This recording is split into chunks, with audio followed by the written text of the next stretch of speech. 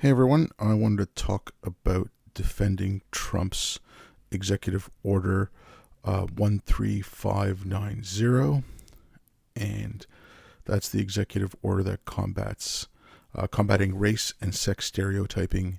Pretty much from the start of it, there was some pushback, and there's been some legal actions filed against it. People are coming out against it. They're trying to pressure Biden to get rid of this executive order. Now, I want to defend this executive order because I think it needs defending. I think Biden needs to keep it. And I'm going to go around this bit of a long way around, I guess. The other day, there was a tweet from a blue check named Sherry Lynn Eiffel, and she said, "The powerful impression I was left with after today's nearly 2-hour meeting with President-elect Biden and VP Harris is the sincerity of their commitment to confront racial justice and equity issues. It is heartening to hear the level of passion and clarity that they both presented." Now, Andrew Sullivan quote tweeted that and said, "So it really is equity, i.e. equality of outcomes, not equality of opportunity that Biden supports." Well, I guess we'll see what that means soon enough. Now, just before the election, there had been an animation that Harris had tweeted out, and it says at the end it was equitable treatment means we end up at the same place.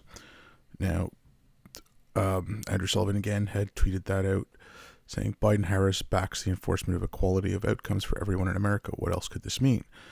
Now, Sam Harris was questioning both these things. There's a lot of people who had said,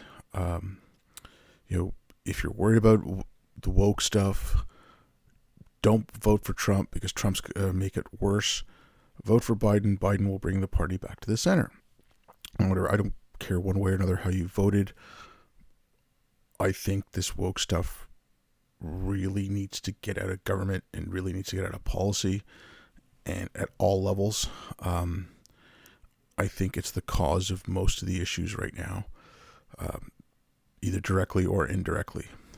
But anyways, so people like Andrew Sullivan and Sam Harris who are questioning, okay, what does Biden really mean? Does he mean the civil rights version of equality, or does he mean this new woke version of equality where you have to predetermine the outcome and everyone has to have an equal outcome, which is just never going to be possible. A really good way to ensure that this stuff stays out of the federal government is to pressure Biden to keep Trump's executive order. I just want to go through some of the executive order right now, and then I'll go to some of the people that are pushing back against it and some of the people who, like the NAACP, are taking it to court.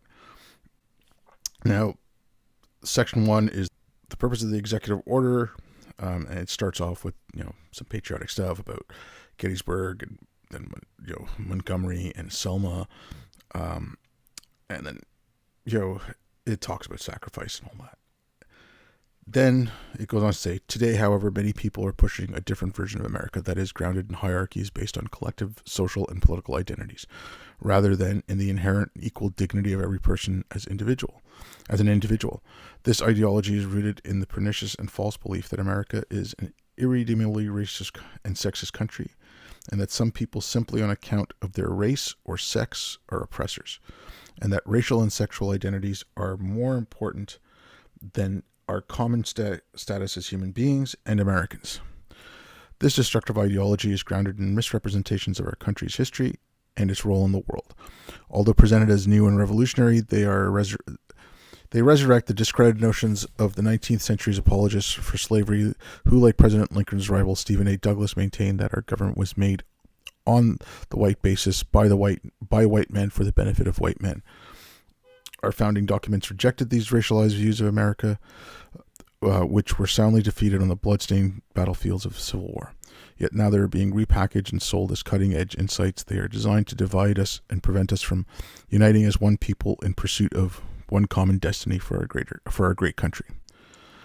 Now, then he goes on to talk about where some places this is taken in. Because they'd found some stuff in the Department of Treasury. There was nuclear labs. There was the the Pentagon, the FBI. So it was in the government, and this was Trump's government. So there's no way anyone could decide Trump is woke, just didn't know what was going on, and guaranteed if there's no stop to it, Biden will let this continue because it's already in there. And so the training, some of the things they had were from the Argonne National Laboratories, and had said that, racism is interwoven into every fabric of America, which frankly is bullshit. And it described statements like colorblindness and meritocracy as actions of bias. Again, here's where they play with a little bit of the words. They say, when people say they're colorblind, they say they don't see race. No, colorblind means you don't put social significance on race. There's another one, Sandia Labs. Sandia Labs is a nuclear laboratory. I think it's one of the largest nuclear laboratories in the United States. And they do some military applications and stuff. I'll put a link to a video from Casey Peterson who worked there, and he brought out some of the stuff that was in their diversity trainings. And so this is what some of their things said. Non-minority males stated that an emphasis on rationality over emotionality was a characteristic of a white male. I mean, they're telling this to people. And then they asked everyone to acknowledge their privilege. Now, the Smithsonian, they took out it's still on their website. The information is, the graphic isn't anymore, but they had a graphic saying that objective, rational, linear thinking, hardworking, were being keys to success were a thing of white supremacy and white culture. As if linear thinking or hardworking isn't in cultures across the world. This past July, there was an online conference saying dismantling white supremacy in the culture of schools. And the things they considered a white supremacy culture were, some of them anyways, perfectionism, power hoarding, individualism, quantity over quality, worship of the written word, objectivity. I mean, to say that's white supremacy or that's a white thing, that's incredibly racist in and of itself, and it's just wrong-headed. So anyways, these trainings were going on. They were reported by Chris Ruffo, and I'll put links to some of his threads, and he has the documents that were used, and you can go through them, and it's like, these are pretty damning things. So Trump had this executive order written up, and by no means did he write it. And so section 2, it's defining what the divisive concepts are. And it's divisive concepts mean concepts that one race or sex is inherently superior to another race or sex. 2, the United States is fundamentally racist or sexist. 3, an individual by virtue of his or her race or sex is inherently racist or sexist or oppressive, whether consciously or unconsciously. An individual should be discriminated against. 4, an individual should be discriminated against or receive adverse treatment solely or partly because of his or her race or sex. Members of one race or sex cannot and should not attempt to treat others with respect to race or sex. An individual's moral character is necessarily determined by his or her race or sex. An individual, by virtue of his or her race or sex, bears responsibility for actions committed in the past by other members of the same race or sex. Any individual should feel discomfort, guilt, anguish, or any other form of psychological distress on account of his or her race or sex. Meritocracy or traits such as hard work ethic are racist or sexist, or were created by a particular race to oppress other races. Okay, all these things are considered divisive concepts, and as far as I'm concerned, that's perfect. I mean, you don't, like, if you're giving a diversity training to your employees or to government officers, or if it's at universities, you don't want to have a diversity training that focuses on these things. You want to get away from this. And section B, race or sex stereotyping means ascribing characteristics to value, traits value. So they're just defining what that is. So basically, they're saying that the term divisive concepts also includes any other form of race or sex stereotyping, or any other form of race or sex scapegoating. So they don't want any stereotyping or scapegoating of any race or sex in these diversity trainings, or any trainings being given by any federal department or any federal contractor or any place that receives federal money, which I think is great. Your taxpayer dollars should not go paying towards turning people racist. So the next few sections, it's just which departments can and cannot do it. There's a section on contractors, and it says, if you find out the contractors installing diversity trainings like this, then the person who on the government side who signed the contract can then, annul the contract. It gives everyone 90 days. And then, it has a section for federal grants, for federal agencies, how they can work. And it also does tell them that the agency should have diversity trainings. All it does is says you can't use diversity trainings that scapegoats or stereotypes any race or sex, which I don't know how you can be opposed to this. But there are people who are. So I'll leave a link to it. You can read it.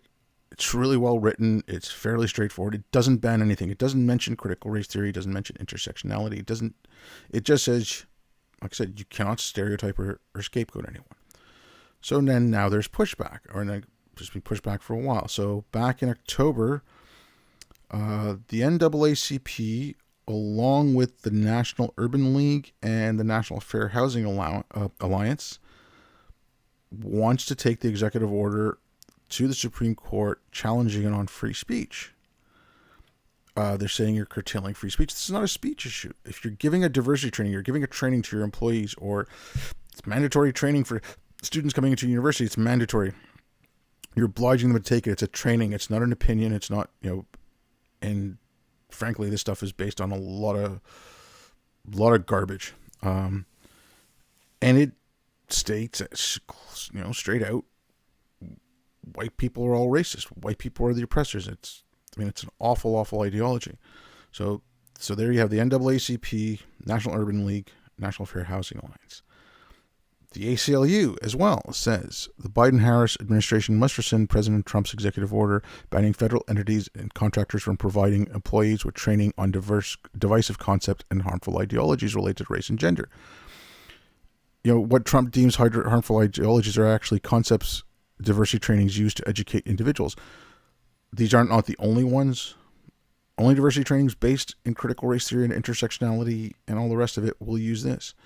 There are other ways to do diversity trainings. There are other ways where you get people to appreciate everyone instead of this thing which divides them. The FBI sent white employees away for a weekend of camping to tell them how bad they were. Sandia Labs was breaking employees up by color. In Washington State, they were doing the same thing. They had a white caucus and a caucus for employees of color. So, segregation. So, University of Oregon said that they will not abide by it, and they will keep on doing continuing as they're going. Stanford University, their law department, had an event on November 30th. So it was a discussion between Lauren Pope, who's a student advocate support network, and Professor Michelle Dauber from the Stanford Law School. And its aims were to elucidate how Trump's order not to promote race or sex stereotyping or scapegoating impacts Stanford's justice initiatives. So if Stanford cannot have justice initiatives that do not scapegoat or stereotype by race or sex, what exactly are these justice initiatives? So they want to have quote unquote justice initiatives that stereotype and scapegoat. Harvard University also, I saw it this morning, they announced that everyone going to their master's programs has to take obligatory diversity trainings. What do they mean? Are they talking about the same thing? If I was a parent and I had kids who were going to Stanford or Harvard or Oregon State, I would be pulling them out. If I was an alum, I'd cancel all donations until they clarify what they mean, and they have to defend themselves on this. I think you need to keep Biden needs to keep Trump's executive order.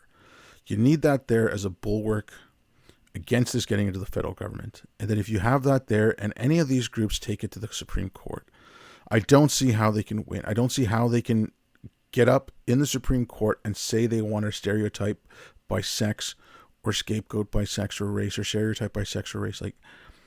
And again, it's not a free speech issue. There's no way I could see this being a free speech issue. So I'd like to see that happen.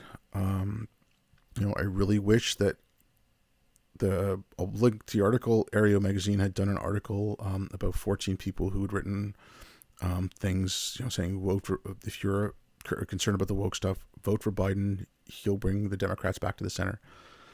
I mean, I really wish and I know that Andrew Sullivan's done a few things. I believe Kathy Young has written an article saying, watch out from the liberal left. But there is a concerted effort to get Biden to pull away from this executive order.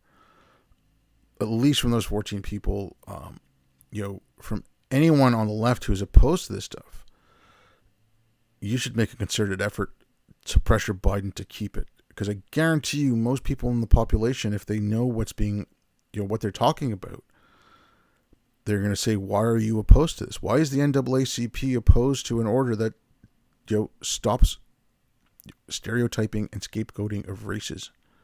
Why is the ACLU? I mean, there's another one. This was my favorite, I guess, because Kimberly Crenshaw. She was, December 2nd, she was in a meeting. She was a moderator, and it was the destructiveness of Trump's equity gag order. It's not a gag order on equity. It's a gag order on scapegoating and stereotyping. And Crenshaw also goes on to say that,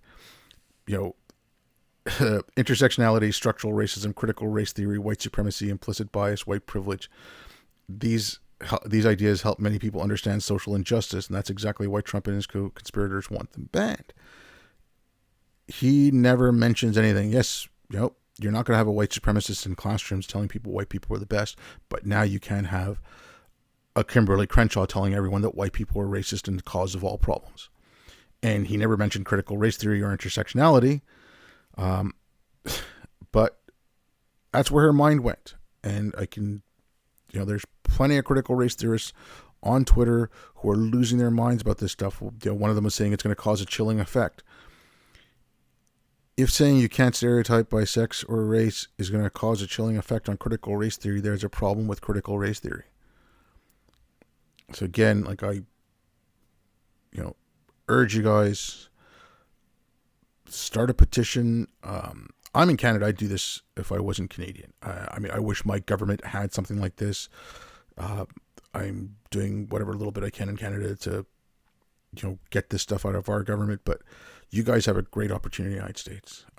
Sign petitions, organize locally with your neighbors, and read the executive order, pass it around, and show people, that people who is opposed to it and why they're opposed to it, and try to figure that out. Anyways, thanks a lot, and I'll be back.